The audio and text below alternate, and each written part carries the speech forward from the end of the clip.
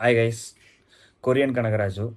நான் இந்த படத்தோட எனக்கு பெரிய ஐப்பே வந்து சத்யா மட்டும்தான். சத்யா உங்களுக்கு யாருன்னு தெரிலனா, கண்டிப்பாக நம்ம எடிட்டர் வந்து இங்கே அவரோட ஃபோட்டோ போட்டிருப்பாரு. ஒரு பெரிய தெலுங்கு காமெடியன், அதாவது வளர்ந்து வர தெலுங்கு காமெடியன். நல்லா பண்ணுறாரு.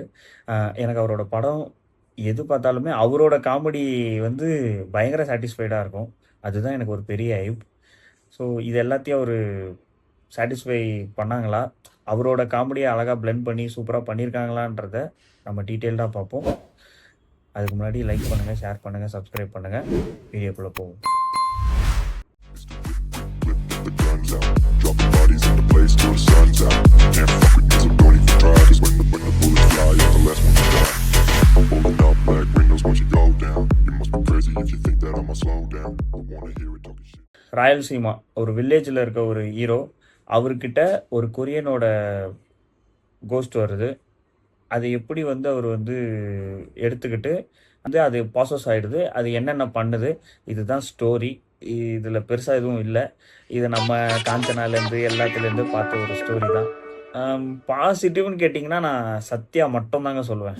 எனக்கு பெருசாக ஒரு பாசிட்டிவே இல்லை. நான் போனது அதுக்காக தான். எனக்கு அது ஒன்று தான் ரொம்ப நல்லா இருந்தது. சத்யா சீன்ஸ் 2-3 சீன்ஸ் இருக்குது, ஒரு 4-5 சீன்ஸ் இருக்குது. ஒரு சீன் வந்து 15 நிமிஷம் ஓடும். வந்து தேட்டரே எரப்ட் ஆச்சுங்க. ஹவுஸ்ஃபுல்லு, தேட்டரே எரப்ட் ஆச்சு அந்த சீன்லாம். சத்யாக்காகவே கண்டிப்பாக பார்க்கலாம், ஆனால் தேட்டரில் பார்க்கணும்னு சொல்ல மாட்டேன். அதை தாண்டி நீங்கள் நெகட்டிவ் ஏதாவது, அதை தாண்டி ஏதாவது பாசிட்டிவ் கேட்டிங்கன்னா இல்லை, நெகட்டிவ் தான்.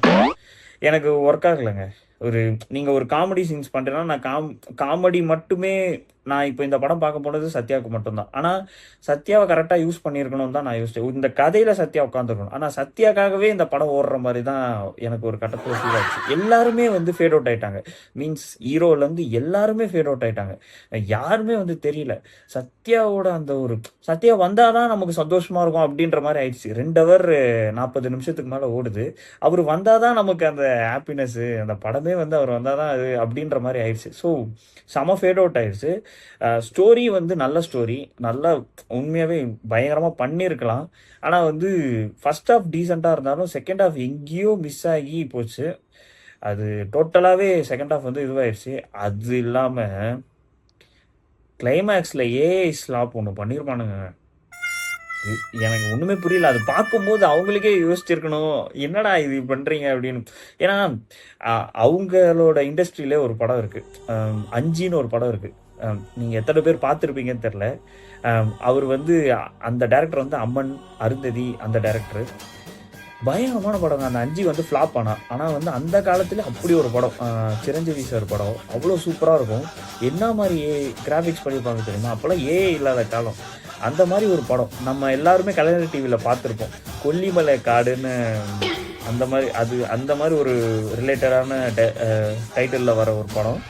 அவ்வளோ சூப்பராக இருக்குங்க, அவ்வளோ இன்ட்ரெஸ்டிங்காக இருக்கும். அது வந்து உங்களுக்கு எங்கேயுமே ஒரு ஒரு ஃப்ளோ வந்து கட்டே ஆகாது. இது வந்து ஃபுல்லாகவே ஃப்ளோ கட் ஆகுது, லாஜிக் மிஸ் ஆகுது. எல்லாமே வந்து ஒரு யூஸ்வல் அரண்மனை காஞ்சனால ஒரு லாஜிக்லாம் மிஸ் ஆகும் பாருங்களேன், அந்த மாதிரி இருந்தது. நான் வந்து எக்ஸ்பெக்ட் பண்ணது என்னென்னா, அந்த டேரக்டர் வந்து உண்மையாகவே நல்ல டேரக்டர். மெர்லப்பக்கா காந்தி வந்து உண்மையாகவே நல்லா பண்ணுற ஒரு ஆள். எனக்கு அவர் வந்து என்ன இவ்வளோ அப்படியே வந்து டிஸ்எங்கேஜிங்காக போயிடுது. செகண்ட் ஹாஃப்லாம் ஒரு மாதிரி எங்கெங்கேயோ போய் கூட்டிகிட்டு போயிடுறாங்க. அதுவும் இல்லாமல் அந்த ஏஐ அது இன்னுமே மோசமாக இருந்தது. அதாங்க இதில் வந்து சத்யா மட்டும் இல்லைனா கண்டிப்பாக தேட்டரில் என்னால் உட்காந்துருக்கவே முடியாது. ரொம்ப வந்து பயங்கரமாக சிரித்தேன். அதுவுமே இருந்தது. செம்மையாக சிரித்தேன், செம்ம சந்தோஷமாக இருந்தேன். அவ்வளோ செம்ம சிரிப்பு. நான் 2-3 சீன்லாம் வந்து அவர் பேய்கிட்ட வந்து இன்ட்ராக்ஷன் சீன்லாம் தாறு மாறுங்க. அதெல்லாம் வந்து செமையாக இருந்தது. அதுதான் சொல்கிறேன், அது மட்டுமே போதாதுல்ல ஒரு படத்துக்கு, எல்லாமே வேணும். ஸோ பயங்கர மிஸ்ஸு. நான் அதுதான் சொல்லுவேன். கண்டிப்பாக வந்து இது வந்து நான் தேட்டரில் பாருங்கன்னு சொல்ல மாட்டேன். ஓடிடியில் வந்தால் பாருங்கள், ஒரு டீசென்ட் வாட்சாக இருக்கும். ஓகேஷ் ஃபிலிம்.